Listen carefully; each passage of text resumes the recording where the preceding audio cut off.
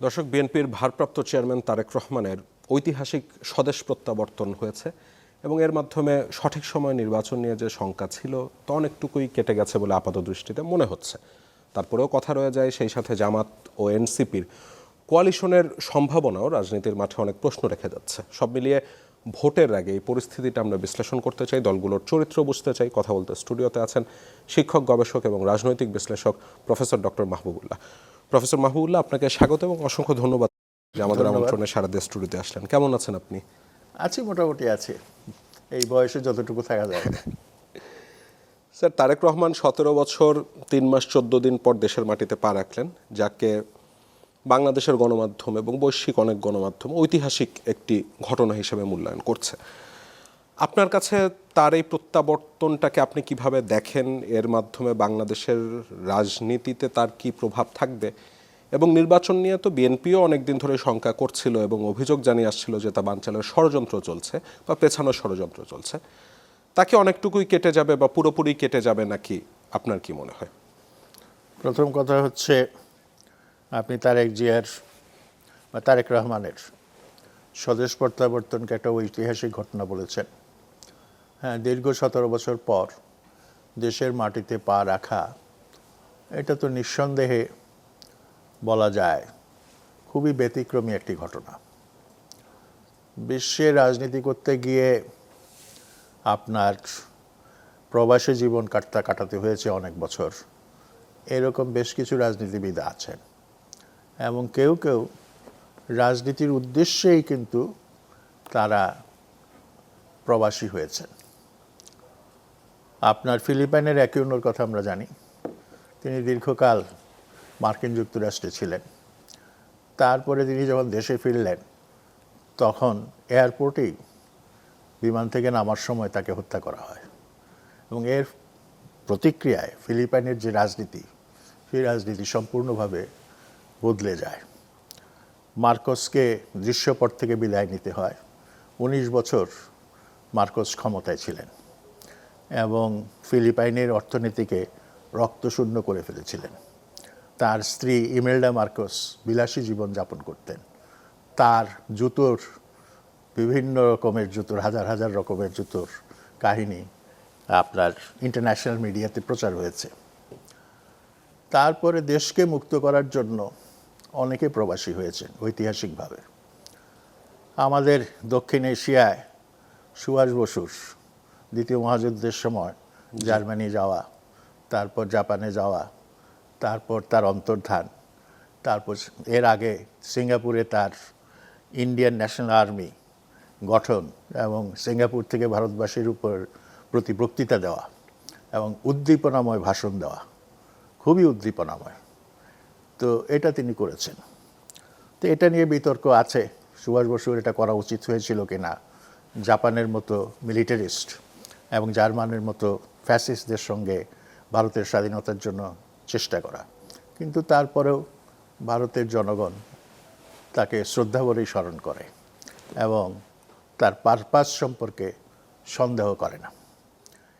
এর আগে 1920-এর দশকে এই দেশে যারা মার্ক্সবাদে দীক্ষিত হয়েছিলেন বা অক্টোবর বিপ্লব 1917 সালের তার দ্বারা অনুপ্রাণিত হয়েছিলেন, তারা আফগানিস্তান দিয়ে পাহাড় পর্বত ডিঙিয়ে সোভিয়েত ইউনিয়নে গিয়ে পৌঁছেছিলেন। সোভিয়েত ইউনিয়নের সঙ্গে সম্পর্ক স্থাপন করা, সোভিয়েত কমিউনিস্ট পার্টির সঙ্গে সম্পর্ক স্থাপন করা, এদেরকে হিজরতি কমিউনিস্ট বলা হতো। তো কাজেই দেশোদ্ধার করার জন্য, দেশমাতৃকার মুক্তির জন্য কিংবা গণতান্ত্রিক শাসন ব্যবস্থা ফিরিয়ে আনার জন্য আপনার বিদেশে অবস্থান অস্বাভাবিক কিছু নয়। এবং তারেক রহমানের ক্ষেত্রে ব্যাপারটা আরও অনেক বেশি, যেটাকে বলা হয় অ্যাপ্রোপ্রিয়েট, সঠিক। কারণ তিনি 1/11 সরকারের হাতে এবং বিশেষ করে সামরিক গোয়েন্দা সংস্থার হাতে নির্যাতিত হয়েছেন এবং তাকে ঝুলিয়ে অত্যাচার করা হয়েছে এবং নির্যাতনের ফলে তার পিঠের মেরুদণ্ড ভেঙে গিয়েছিল। তিনি সোজা হয়ে দাঁড়াতে পারছিলেন না, প্রচণ্ড ব্যথায় কষ্ট পাচ্ছিলেন। পরে 1/11 সরকার যখন চলে যায় তখন তাকে জামিন দেওয়া হয়, তার মারও মুক্তি হয় জামিনে, এবং তাকে বাধ্য হয়ে ব্রিটেনে চলে যেতে হয়। এবং ব্রিটেনে তিনি দীর্ঘদিন, আমি ঠিক তার সেখানকার স্ট্যাটাস সম্পর্কে বলতে পারবো না, সম্ভবত সেখানে পলিটিক্যাল অ্যাসাইলামে তিনি ছিলেন। যে মির্জা ফখরুল এটা বলেছিলেন পরে। এখন আমরা এটাও দেখেছি যে তার মা যখন জেলে যান তখন তার মা ছিলেন বিএনপির চেয়ারপারসন, এখনও তিনি চেয়ারপারসন। জি। তখন যেহেতু তিনি কাজ করতে পারবেন না কারারুদ্ধ অবস্থায়, তখন তারেক রহমানকে বিএনপির অ্যাক্টিং চেয়ারপারসন ঘোষণা করা হয়, এবং অ্যাক্টিং চেয়ারপারসন হিসেবে তিনি পার্টিকে সংগঠিত রাখার জন্য, ঐক্যবদ্ধ রাখার জন্য, সংহত রাখার জন্য অনেক কাজ করেছেন, এবং দেশের যারা দলের সঙ্গে যুক্ত তাদের সঙ্গে তিনি নিয়মিত মোবাইল টেলিফোনে যোগাযোগ রাখতেন। এছাড়া এক পর্যায়ে তিনি প্রকাশ্যে বক্তৃতা বিবৃতি দেওয়া শুরু করলেন। শেখ হাসিনার সরকার তাকে তার বিবৃতি দেওয়া, বক্তব্য প্রচার করা এটা নিষিদ্ধ ঘোষণা করল। তারপরেও তিনি দমে যাননি।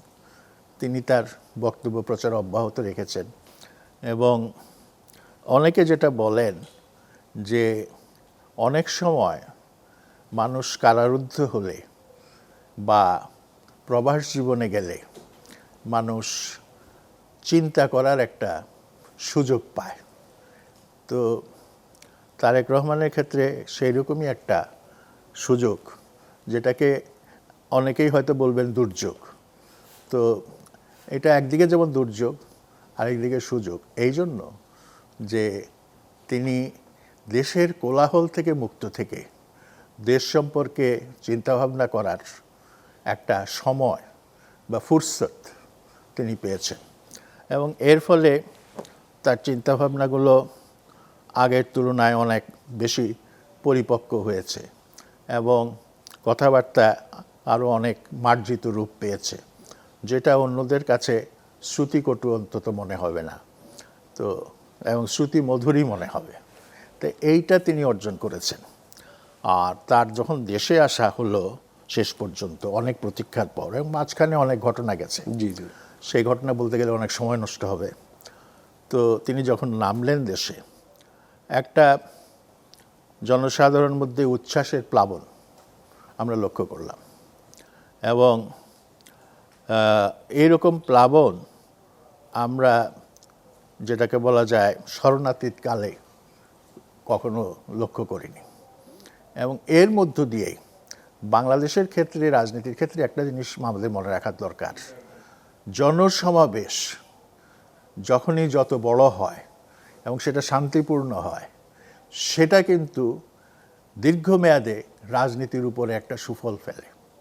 যেমন আপনার কিছুদিন আগেই যে হাদিকে হত্যা করার ঘটনার পর আমরা যেটা দেখলাম সেটা হচ্ছে হাদির জানাজায় বিপুল সংখ্যক লোক উপস্থিত হলো।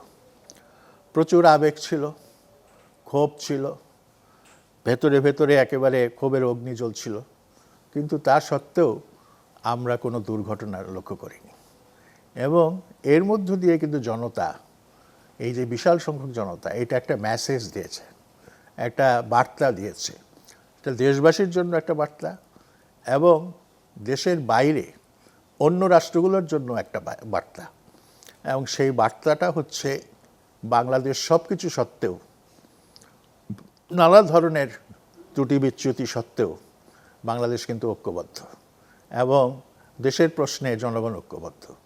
একইভাবে তারেক রহমানের আগমন উপলক্ষে যে জনসমাবেশ হয়েছে, এবং যেভাবে মানুষ এই শীতের রাতে একদিন আগে থেকে এসে ঢাকায় এই খোলা আকাশের নিচে থেকেছে, খোলা আকাশের নিচে রান্না করে খেয়েছে, তাঁবু পেতে হয়তো সময়টা কাটানোর চেষ্টা করেছে, এই যে ভালোবাসা জনগণের, এবং এই যে জনগণের মধ্যে তার প্রতি এক ধরনের তীব্র আকুতি, তাকে এক নজর দেখা, এই দেখায় হয়তো তার বিশাল কোনো লাভ হবে না, তার কোনো সম্পত্তি অর্জন হবে না, তার কোনো অর্থবিত্ত অর্জন হবে না, শুধু মনের একটা আনন্দ। সেটা হচ্ছে যে এই মানুষটা তো 17 বছর আমাদের সঙ্গে ছিল না, তিনি এখন কেমন আছেন তাকে সশরীরে দেখি। হ্যাঁ, আপনার ভার্চুয়ালি টেলিভিশনের পর্দায় বা স্ক্রিনে আমরা দেখেছি তাকে, কিন্তু সেই দেখা আর সশরীরে দেখা এই দুয়ের মধ্যে বিরাট পার্থক্য আছে। বিজ্ঞান আমাদেরকে আমাদের মধ্যে দূরকে নিকট করেছে, এটা সত্য কথা। যাযাবরের দৃষ্টিপাতে আমরা সেই ধরনের কিছু কথাবার্তা পাই।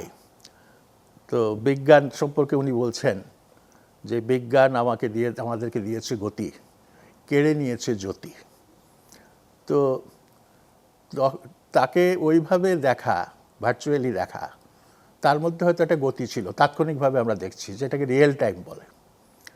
কিন্তু একটু দাঁড়িয়ে, একটু চোখ মেলে তাকিয়ে দেখার মধ্যে যে একটা ভিন্ন ধরনের অনুভূতি আছে, সেই অনুভূতি মানুষ চরিতার্থ করতে পেরেছে, সেই অনুভূতি মানুষ খুব আনন্দের সঙ্গে অনুভব করতে পেরেছে। স্যার, তার আগমনে কি বাংলাদেশের রাজনীতিতে কিছুটা স্টেবিলিটি আসবে বলে আপনার মনে হয়? মানে নির্বাচন নিয়ে শঙ্কা কি কাটবে নাকি? এইটা আমার মনে হয় ইতিমধ্যেই এই শঙ্কা অনেকটা কেটে গেছে। আচ্ছা, তবে আমাদের প্রতিবেশী রাষ্ট্র, তার যে সর্বশেষ জাসওয়ালের যে সর্বশেষ বক্তব্য, সেই বক্তব্য তাদের দিক থেকে আমাদের ব্যাপারে খুব আশাবাদী কোনো ইঙ্গিত দেয় না। তো সেটা কি রাজনৈতিক সরকার আসলে কাটবে আপনার মনে হয়? না, তার আগে বলি, আগে তো এই নির্বাচনটা হতে হবে, এবং তারা বারবার বলছে যে একটা অংশগ্রহণমূলক নির্বাচন, পার্টিসিপেটরি ইলেকশন। তো সেইটা তারা মিন করছে আওয়ামী লীগকে নিয়ে নির্বাচন, কিন্তু আমরা তো আওয়ামী লীগকে নিয়ে নির্বাচনে যাচ্ছি না।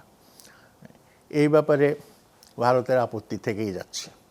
দ্বিতীয়ত, এইরকম নির্বাচন না যাতে হতে পারে সেই জন্য যত রকমের বাধা সৃষ্টি করা যায়, যেটা সম্ভব, ডিপ্লোম্যাটিক্যালি, পলিটিক্যালি, এমনকি কিছু সন্ত্রাসবাদী কার্যকলাপ করে, সেটা তারা রোধ করার চেষ্টা করে। শরীফ ওসমান হাদির মৃত্যুর সাথে কি আপনি এর কোনো সম্পর্ক দেখেন? আমার কাছে মনে হয় যে অবাঞ্ছিত যেসব ঘটনা বাংলাদেশে ঘটে বা ঘটেছে, সেগুলোর সঙ্গে অন্তত গত 1.5 বছরে আপনার বেশিরভাগ, শতকরা 90% ঘটনারই সম্পর্ক রয়েছে আপনার ওই পাড়ের সঙ্গে। হ্যাঁ, এবং অনেকে তো এটাও মনে করেন, আমি সাংবাদিক জগতের নাম বলবো না, তারা এটাও মনে করেন যে প্রথম আলো, ডেইলি স্টারের ঘটনা যারা ঘটিয়েছে, যেই শক্তি, সেই একই শক্তি আপনার ওসমান হাদির ঘটনাও ঘটিয়েছে। কিন্তু প্রথম আলো, ডেইলি স্টারেরটা তো বলা হচ্ছে ফার রাইট একটা গোষ্ঠী এই ঘটনা ঘটিয়েছে। এখন গোয়েন্দা জগতের কার্যকলাপ সম্পর্কে আমরা যারা জানি, যতটুকু আমাদের লেখাপড়া আছে, সিআইএ কিভাবে কাজ করে, মোসাদ কিভাবে কাজ করে, কিভাবে কাজ করে, সেটা সম্পর্কে তো আমাদের কিছু এখন অনেক নলেজ আছে এবং প্রচুর বইপত্র বেরিয়েছে। তারা যে কোথায় পেনিট্রেট করছে, কোথায় ইনফিলট্রেট করছে, কাকে দিয়ে কি করাচ্ছে, যে করছে সে নিজেও জানে না কার দ্বারা সে ব্যবহৃত হচ্ছে। সুতরাং ওই আশঙ্কা একেবারে উড়িয়ে দেওয়ার মতো না, পরিষ্কার। ওইটা হিসাবের মধ্যে আমাদেরকে রাখতে হবে। আর আমরা যদি হিসাবের মধ্যে না রাখি, তাহলে বড় রকমের ভুল হবে। মানে নির্বাচনের আগে এমন ঘটনা কি আরো ঘটবার শঙ্কা তাহলে থাকছে? থাকছে, কিন্তু তারপরেও আমি বলবো যে মৌলানা ভাসানী বলতেন, জনতার শক্তি অ্যাটম বোমের চাইতে শক্তিশালী, এবং এটা ইতিহাসের পরতে পরতে এটা প্রমাণিত হয়েছে, বারবার প্রমাণিত হয়েছে। আমাদের দেশ মুক্ত স্বাধীন হওয়ার ব্যাপারেও প্রমাণিত হয়েছে, ভিয়েতনামের মুক্তি সংগ্রামে প্রমাণিত হয়েছে, বা ব্রিটিশ বিরোধী আন্দোলন যেগুলো, তাতেও প্রমাণিত হয়েছে। তো কাজেই আপনার, যেহেতু আমার কাছে দুটো অন্তত সলিড দৃষ্টান্ত, একটা হলো হাদির মৃত্যুর পর বিশাল জনতার জানাজা, এবং অত্যন্ত শান্তিপূর্ণ, অত্যন্ত পবিত্রভাবে সেই জানাজাটা শেষ হওয়া, জি, এইটা। আর দ্বিতীয়ত হচ্ছে তারেক রহমানের আগমনে যে বিশাল সমাবেশ, তার মধ্যে দলীয় লোক প্রচুর ছিল, কিন্তু এছাড়াও দল বহির্ভূত অনেকে ছিল। জি, আমি নিজেই কভার করেছিলাম। জি, অনেক শিশুও মাকে বলছে, তারেককে আমি একটু দেখব, মা আমাকে নিয়ে যাও। তো শিশুর আবদারও রক্ষা করতে হয়েছে মাকে। সেইখানে 300 ফুটে না গেলেও পরবর্তী যেসব জায়গাতে উনি গিয়েছেন, সেখানে মা কিন্তু শিশুটাকে নিয়ে গেছে, বাচ্চাটাকে নিয়ে গেছে। শেখ মুজিবুর রহমানের স্বদেশ প্রত্যাবর্তনে একটা ঐতিহাসিক ঘটনা ছিল। তিনি সে সময় বিপুল জনপ্রিয় নেতা ছিলেন এবং তার অজনপ্রিয় হয়ে উঠতেও খুব বেশি সময় লাগেনি। তার একটি বড় কারণ ছিল তিনি বিরুদ্ধ মতকে দমন করার জন্য প্রচণ্ড সমালোচিত হয়েছিলেন, ৭৪-এ দুর্ভিক্ষ ছিল। এদিকে তারেক রহমান এবং তার আশেপাশের ব্যক্তিদের নিয়েও দুর্নীতির অসংখ্য অভিযোগ আছে ২০০১ থেকে ৬ সময়টাতে, 10টা কাস্ট্রো মামলা, 21 আগস্টের গ্রেনেড হামলা। এ বিষয়গুলোতে তিনি খালাস পেয়ে গেছেন, কিন্তু মানুষের মনে প্রশ্নটা রয়ে গেছে, কারণ এগুলো কি হয়েছিল আমরা কেউ জানি না। সেই সাথে হাওয়া ভবন থেকে প্যারালালি তিনি ক্ষমতার নিয়ন্ত্রণ করছিলেন, এমন অভিযোগও রয়েছে। সেদিন তিনি যখন বক্তব্য দিলেন তিনি বললেন উই হ্যাভ এ প্ল্যান, অর্থাৎ বাংলাদেশকে নিয়ে তার পরিকল্পনা আছে। আমার কাছে আপনার কাছে স্যার আমি যে বিষয়টা জানতে চাই যে এই প্ল্যান বাস্তবায়ন করতে গেলে তিনি কিভাবে করবেন, এবং এই যে তার বিরুদ্ধে এই অভিযোগগুলো রয়েছে যেগুলো অমীমাংসিত, মানে খালাস পেয়ে গেছেন কিন্তু মানুষের জনমনে তো প্রশ্ন আছে, সেখান থেকে তিনি কিভাবে উতরে যাবেন। এবং বিএনপি তো এর আগেও বহুবার পরিকল্পনার কথা বলেছে, কিন্তু বাস্তবায়ন দেখিনি আমরা সেভাবে, মানে সংস্কারের প্রশ্নে। আপনি কতটুকু ভরসা রাখতে পারছেন তারপর? দেখুন, অভিযোগগুলো আছে এবং এখন সোশ্যাল মিডিয়াতে এই অভিযোগগুলো কিন্তু ঘুরপাক খাচ্ছে এবং এইটা নিঃসন্দেহে তাকে বিব্রত করার জন্য যথেষ্ট। তো আমরা যারা ভবিষ্যতের দিকে তাকাতে চাই, অতীতের দিকে না তাকিয়ে বা অতীতকে কিছুটা দূরে ফেলে সামনের দিকে তাকাতে চাই, আমরা সামনের দিনটাকে বেশি গুরুত্ব দিব এবং সাধারণ মানুষও সেটাই ভাবতে চায়। মানুষের এই পারসেপশন নিয়ে কিভাবে পরিবর্তন করবেন? পারসেপশনের একমাত্র পরিবর্তন হতে পারে যদি দেশের দায়িত্ব তিনি পান, সেটা বিরোধী দল হিসেবে পান আর রাষ্ট্র ক্ষমতায় যে পান, যেভাবেই পান, তিনি যদি তার কর্মকাণ্ড এমনভাবে পরিচালনা করেন যেখানে সততা, নিষ্ঠা, স্বার্থহীনতা এই সমস্ত গুণাবলীগুলো পরিস্ফুট হয়ে ওঠে, তখন আর অতীতের কাসুন্দি ঘাটার প্রবণতা সেটা থাকবে না। তো আমি বিশ্বাস করতে চাই যে সামনের দিনগুলোতে, এমনিতেই ইন্টারন্যাশনাল মিডিয়া অনেকটা তাকে প্রজেক্ট করেছে ভবিষ্যতের প্রধানমন্ত্রী হিসেবে, তো তিনি যদি সত্যি সত্যি প্রধানমন্ত্রীর গুরুদায়িত্ব পান এবং সেই সুযোগ যদি জনগণ তাকে দেয়, তাহলে তিনি তার কাজের মধ্য দিয়েই তার চরিত্রে, তার দেহের মধ্যে যে কালিমা যেভাবেই হোক দূর করতে পারবেন। কিন্তু এই ব্যাপারে স্যার আপনি তাকে কতটুকু ভরসা করতে পারছেন? ভরসা, আপনি যেটা বললেন যে শেখ মুজিবের একটা স্টোরি আপনি বলেছেন যে শেখ মুজিবুর রহমান খুব অল্প সময়ের মধ্যে প্রবল জনপ্রিয়তা অর্জন করেছিলেন। সেটা হচ্ছে, আমি নিজে সেই সময়কার একেবারে অ্যাক্টিভিস্ট। তো সেই সময় আমরা দেখলাম ৬৬ সাল থেকে ৭০ নাগাদ উনি অল্প সময়ের মধ্যেই একেবারে আকাশচুম্বী জনপ্রিয়তা পেয়ে গেলেন এবং তৎকালীন পূর্ব পাকিস্তানের বা তৎকালীন পূর্ব বাংলার তিনি অবিসংবাদী নেতা হলেন। আবার তার পতনটাও বেশ দ্রুত, মাত্র ৩.৫ বছরের মাথায়, রাষ্ট্রের দায়িত্ব পাওয়া ৩.৫ বছরের মাথায় তাকে অত্যন্ত দুঃখজনকভাবে বিদায় নিতে হয়েছে। তো এইগুলো কিন্তু রাজনীতিতে ঘটে, এই ধরনের ঘটনা। তো এখন তারেক রহমানের ক্ষেত্রে যেটা ঘটেছে, এটা কিন্তু 4 বছরের ব্যাপার না, এটা 17 বছরের ব্যাপার। তার আগেও কিছু কাহিনী আছে, যে কাহিনীর সময়টা আপনি কিছুটা, যেটাকে একটা নেগেটিভলি লোকে দেখে বলে, নেতিবাচকভাবে লোকে দেখে বলে আপনি বললেন। তো এই 17 বছর আমি মনে করি একটা বিশাল সময়, আত্মজিজ্ঞাসার এবং আত্মমূল্যায়নের একটা বিরাট সময়। মানে তাকে কি এখন আপনার পরিশীলিত মনে হচ্ছে? একটা জিনিস উনি করলেন যেটা আমার ভালো লেগেছে, সেটা হলো ওই যে মঞ্চ তৈরি করা হয়েছিল, আমাদের এখানে একটা রেওয়াজ হয়ে গেছে যে সবচেয়ে বড় যিনি, তার জন্য একটা সিংহাসনের মতো একটা বড় চেয়ারটা বসান। এইটা আমাদের মৌলানা সাহেবরা যখন ওয়াজ করেন, তাকেও একটা এরকম বড় চেয়ারে বসানো হয়।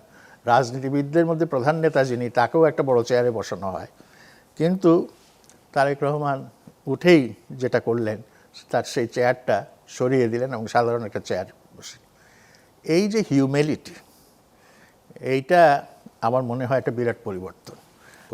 উনি যার সন্তান, ওই রকম ঘরে জন্মগ্রহণ করলে অনেকেরই হয়তো এই রকম, যেটাকে বলা হয় এই যে হিউম্যানিটি বলবো ভালো শব্দ ইংরেজিতে, সেটা থাকতো না।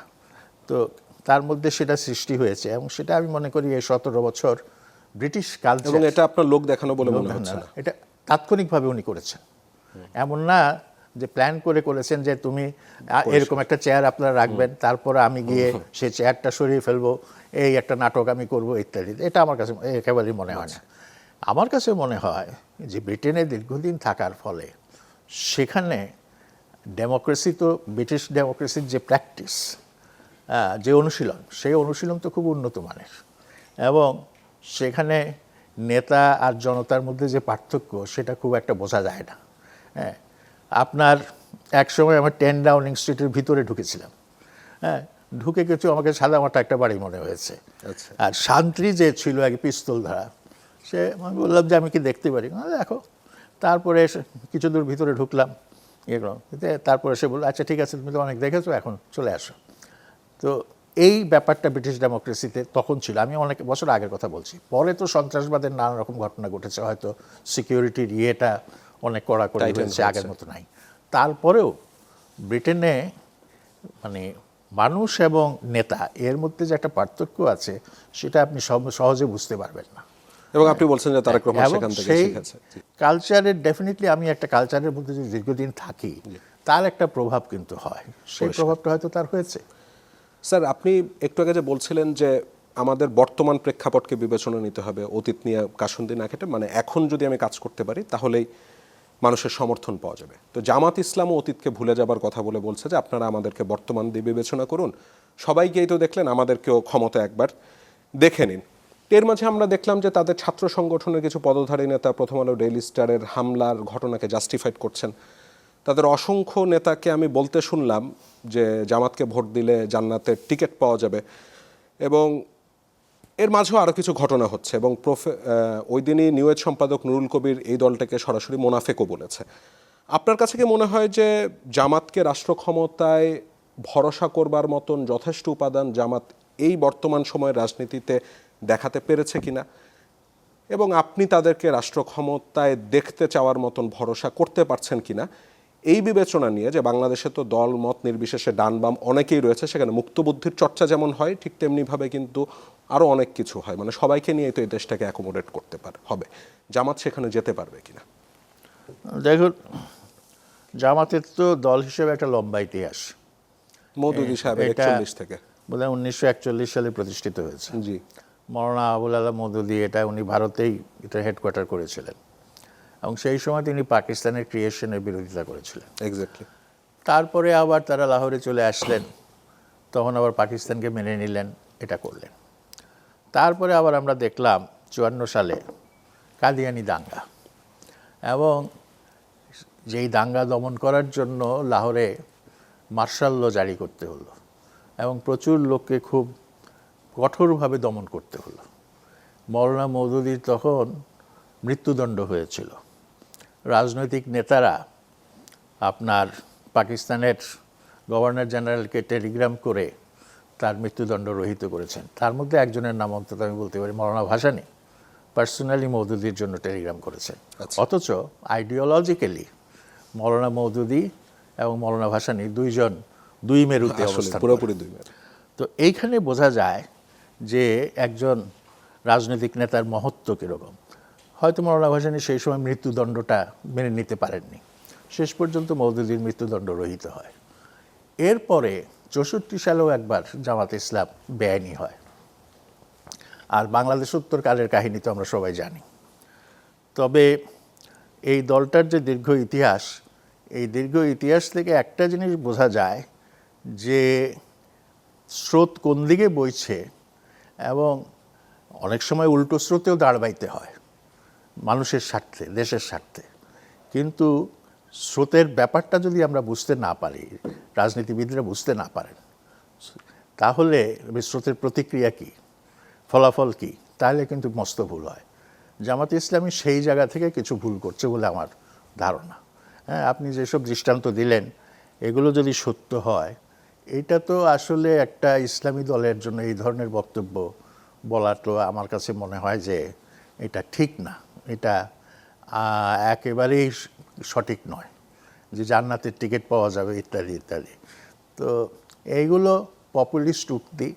হয়তো ওনাদের যে স্তরের নেতারা এইসব বক্তব্য দেন, তারা এইসব বক্তব্যের তাৎপর্য কী, পরিণতি কী এবং ফলাফল কী হবে সেটা সম্পর্কে হয়তো বুঝে উঠতে পারেন না।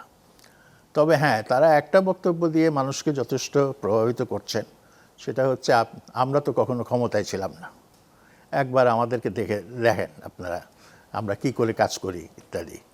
তো জামাত একটা, যেটাকে বলা হয় যে একটা মানে ক্যাডার বেসড পার্টি, সাংঘাতিক ডিসিপ্লিন তাদের মধ্যে আছে, কিন্তু এই ডিসিপ্লিনকে ভালো কাজেও ব্যবহার করা যায়, মন্দ কাজেও ব্যবহার করা যায়। তা আমাদেরকে অপেক্ষা করতে হবে তারা আসলে। আপনি ভরসা করতে পারছেন নাকি? আমি এখনো অনেক কিছুর উপরই ভরসা করতে পারি না, জামাতের কথা তো দূরের কথা। তো কারণ আমরা দেখতে দেখতে মানে ওই যে অধিক শোকে পাথর হওয়ার যে একটা ব্যাপার আছে বাংলাদেশের, এই কত বছর, 54 বছর, এই 54 বছরে আমরা তো অনেক কিছু দেখলাম, অনেকগুলো রাজনৈতিক পরিবর্তন দেখলাম। একমাত্র জিয়াউর রহমানের শাসনামলে আমরা একটা মানে যেটাকে বলে একটা দেশকে গড়ে তোলার সৎ প্রয়াস আমরা লক্ষ্য করেছি। বেগম খালেদা জিয়ার সময়েও জাতীয় স্বার্থে কোনো সমস্যা ছিল না, কিন্তু কিছু কিছু ক্ষেত্রে তো সমস্যা ছিলই। হ্যাঁ, সেটা সুযোগ বিরোধী দলরা নিয়েছে, অন্য দলরা নিয়েছে। তো আমাদের এই যে দেশের অবস্থা সামনের দিনে ভালো হবে, হ্যাঁ, তারপরে আবার একটা গ্রাম্য প্রবাদ আছে, যায় দিন ভালো আসে দিন খারাপ। এইটা যদি সত্য হয় তাহলে আমাদের অতীতের দিনগুলি ভালো যদি বলতে হয়, সামনের দিনগুলি যদি খারাপ বলতে হয়, তাইলে তো খুবই বিপদের কথা। আমি আশা করব যে এত রক্তপাতের পর, এত বড় গণ অভ্যুত্থানের পর, এই বিশাল শিক্ষার পর এবং 15.5 বছরের ফ্যাসিস্ট শাসনের পর, 15.5 বছর অধিকার হারা অবস্থায় কাটানোর পর আমাদের সকলের মধ্যে যেটা বলবো, ওই যে গান্ধীজি একটা গান গাইতেন সবাইকে নিয়ে, সবকো সুমতি দে ভগবান। হ্যাঁ, আমাকেও সেটা বলতে হবে, সবকো সুমতি দে ভগবান। স্যার, জামাত বিরুদ্ধ মতকে কিভাবে সাদরে গ্রহণ করছে? মানে আমরা সোশ্যাল মিডিয়াতে দেখি যে তাদের বিরুদ্ধে কোনো মত গেলেই সেখানে গালাগালির বন্যা বয়ে যায়। এটা খুবই আনফর্চুনেট, খুবই দুঃখজনক। কারণ তর্ক বিতর্ক, সমালোচনা, এগুলোর যে ভাষা, সেই ভাষাটা অবশ্যই শালীন হওয়া উচিত, অবশ্যই ভদ্র হওয়া উচিত। সেখানে নোংরা ভাষা প্রয়োগ করা বা অকথ্য ধরনের বাক্য উচ্চারণ করা, এইটা কাম্য না।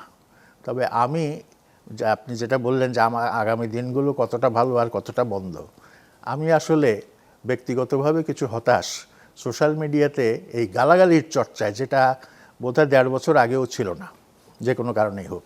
এখন যেসব মানে নোংরা শব্দ ব্যবহার করা হয়, এটা তো ডেমোক্রেসির যে ডিসেন্সি তার সঙ্গে যায় না। স্যার, 1.5 বছর আগে কি ফার রাইটদেরও এত ভালো সময় ছিল?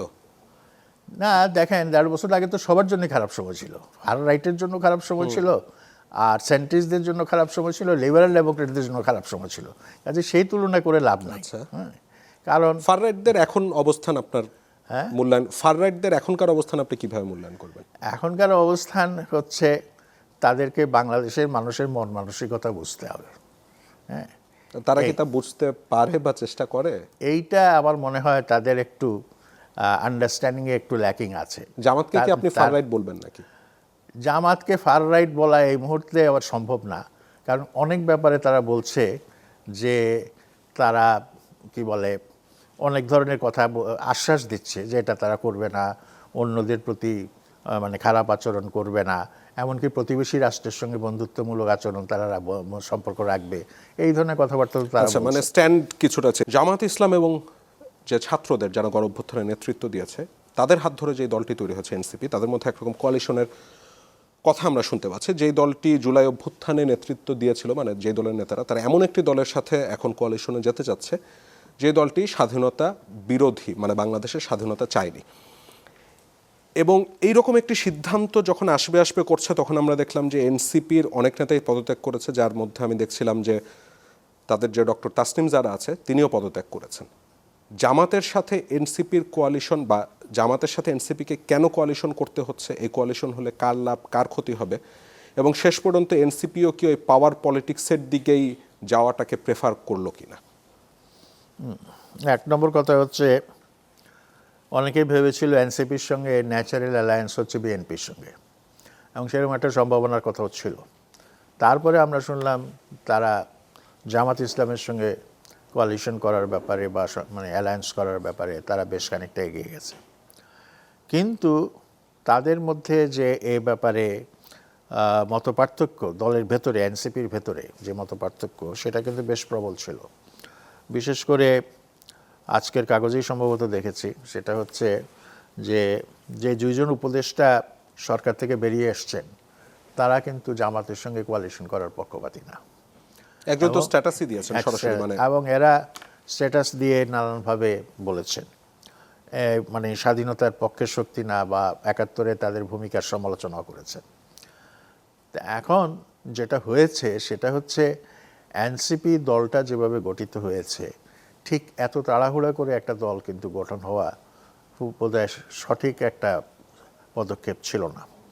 তারা যদি কিছু বুঝে শুনে এবং আরও আলাপ আলোচনা করে নিজেদের প্রত্যেকটি ব্যক্তির রাজনৈতিক অবস্থান মূল্যায়ন করে তারপরে তারা দল গঠন করতেন, তাইলে হয়তো একটু বেটার রেজাল্ট তারা পেতেন। তো এখন দেখা যাচ্ছে জামাতের সঙ্গে তাদের কোয়ালিশনও একটা চ্যালেঞ্জের মুখে পড়ছে। আমার ব্যক্তিগত মত হচ্ছে যে এনসিপির সঙ্গে যদি জামাতের কোয়ালিশন হয়, সেটাতে হয়তো জামাত লাভবান হবে, আর তাতে হয়তো বিএনপির ভোটও কিছু কমবে, এই ধরনের একটা ঘটনা ঘটতে পারে। সেটা পরিমাণের দিক থেকে কত, সেটা এখনই বলা যাচ্ছে না। কিন্তু তারও চাইতে বড় কথা যেটা, এনসিপি হচ্ছে তরুণদের দল, এবং তরুণরাই হচ্ছে দেশের ভবিষ্যৎ। এই তরুণদেরকে যদি আমরা দেশের ভবিষ্যৎ বিবেচনা করি, তাহলে তাদের এখন মানে দল হিসেবে গড়ে ওঠার জন্য তাদেরকে কিন্তু স্বাধীনভাবে চলাটাই হচ্ছে বুদ্ধিমানের কাজ। হতে পারে স্বাধীনভাবে ভোট করতে গিয়ে একটা সিটও পেল না, কিংবা দুটা সিটও পেল না, এরকম একটা ঘটনা ঘটতে পারে। আপনার পাকিস্তানে ইমরান খান যখন দল গঠন করে, তাহরিক ইনসাফ, হ্যাঁ, তাহরিক ইনসাফ যখন গঠন করে, প্রথম দিকে সবাই বলছিল তার কোনো ভবিষ্যৎ নাই। হ্যাঁ, এমনকি তিনি বিদেশিনী বিয়ে করেছেন, সেটা নিয়েও সমালোচনা ছিল, অনেক কিছু ছিল। কিন্তু শ্রীলঙ্কাতেও তো স্যার এরকমই হলো ঘটনা। লেগেছিলেন, এবং শেষ পর্যন্ত দেখা গেল যে পাকিস্তানের একটা সবচেয়ে জনপ্রিয় দল আপনার তাহরিক ইনসাফ।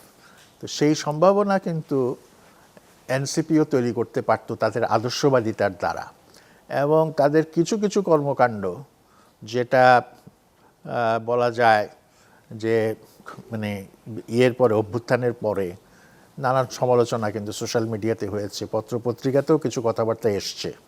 হ্যাঁ, এটা হওয়া উচিত ছিল না, অন্তত তরুণদের কাছে আমরা এতটা আশা করি না। হ্যাঁ, কারণ তরুণরা তো এত নষ্ট হয়ে যায় না। তো এইগুলো ঘটেছে। তো এখন এই পরিপ্রেক্ষিতে এই যে আপনি যে খবরটা দিলেন, এটা নিঃসন্দেহে রাজনীতির একটা সবচেয়ে লেটেস্ট ডেভেলপমেন্ট।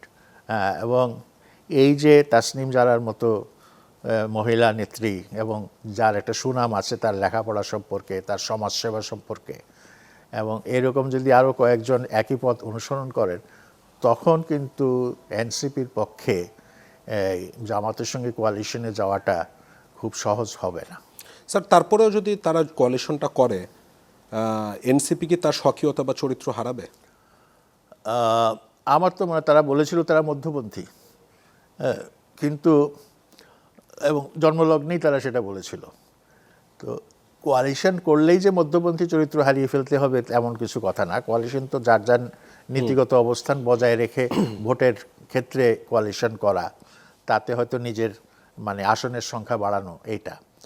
তবে একেবারে জন্মলগ্নের প্রথমেই আপনার এমন কোনো দলের সঙ্গে গিয়ে যার সম্পর্কে যথেষ্ট বিতর্ক আছে, যথেষ্ট প্রশ্ন আছে, সেইটা তাদের জন্য কতটা ভালো ডেকে আনবে, কতটা মঙ্গল ডেকে আনবে, সে ব্যাপারে কিন্তু আমি সন্দিহান। এর মাধ্যমে কি দলটির রাজনৈতিক মৃত্যুও ঘটতে পারে? এতটা আমি ভাবতে চাই না। আমি মনে করব যে ট্রায়াল অ্যান্ড এরারের মধ্য দিয়ে ভুল করা, আবার শুদ্ধ করা, আবার ভুল করা, আবার শুদ্ধ করা, এই প্রক্রিয়ার মধ্য দিয়ে তারা একটা ডায়ালেকটিক্যাল প্রসেসে তারা হয়তো সঠিক পথে আসতে পারে। আপনার কি মনে হয় স্যার এনসিপির মধ্যে যারা শীর্ষ সারির নেতা রয়েছেন এবং মধ্যম সারিরও নেতা রয়েছেন তাদের মধ্যে আদর্শগতভাবে অনেক বেশি পার্থক্য রয়ে গেছে? তাদের যেহেতু আপনি বলছেন নিজেদের মধ্যে, নিজেদের মধ্যে সেটা কথাটা উঠেছিল যে এই অভ্যুত্থানের পর জামাতের পক্ষ থেকে বোধহয় দাবি করা হয়েছিল যে এনসিপির মধ্যে তাদের শিবিরের অনেক কর্মী টর্মী ইত্যাদি আছে। সেটা তো আমরা নিজেরা যাচাই বাছাই করে দেখি নাই। তবে এইরকম একটা বিরাট অভ্যুত্থানে যখন মানে সবাই এক স্রোতে যাচ্ছে, কেউ কাউকে সেইভাবে দেখছে না, পরিচয় জিজ্ঞাসা করছে না, সেই স্রোতের মধ্যে এক স্রোতের মধ্যে আরেকটা স্রোত ঢুকে যেতে পারে।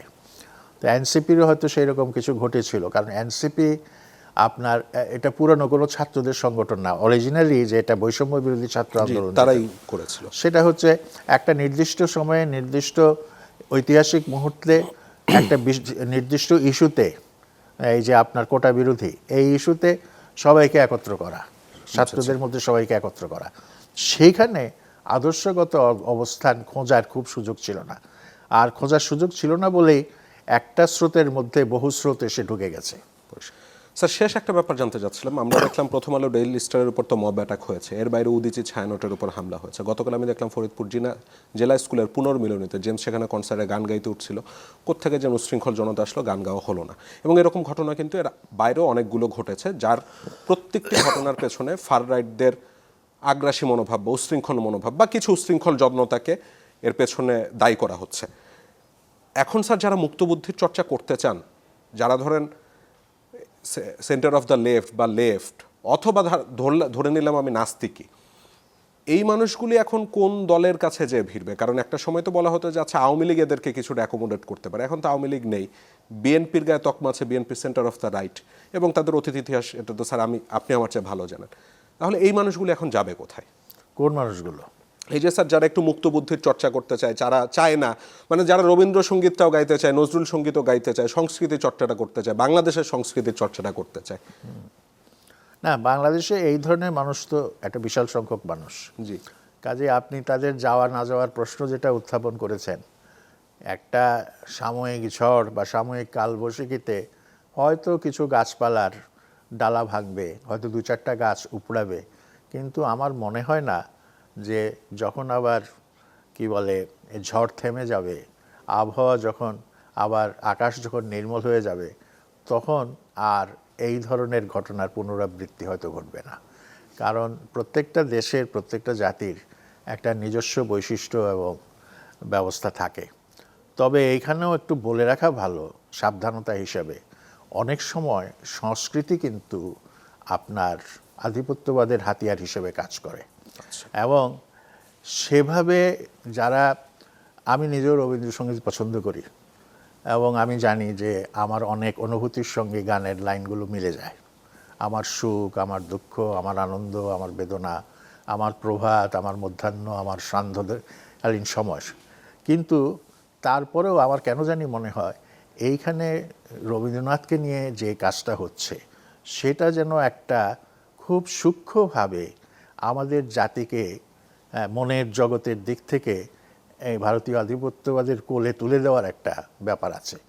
ছায়ানট, আপনার প্রথম আলো, ডেইলি স্টার, তারপরে আপনার উদিচি, এরা যদি এই মনোবৃত্তির থেকে বেরিয়ে এসে করতে পারেন, সঙ্গীতের চর্চা, নজরুলের চর্চা করবেন, সুকান্তের চর্চা করবেন, ভাওয়াইয়ার চর্চা করবেন, আব্বাস উদ্দিনের গানের চর্চা করবেন, একটা যেটাকে বলে প্লুরালিস্টিক এই ধরনের একটা চর্চা, একমুখী না, একমুখী চর্চার মধ্যে এক ধরনের প্রশ্ন কোনো না কোনো সময় উঠবেই।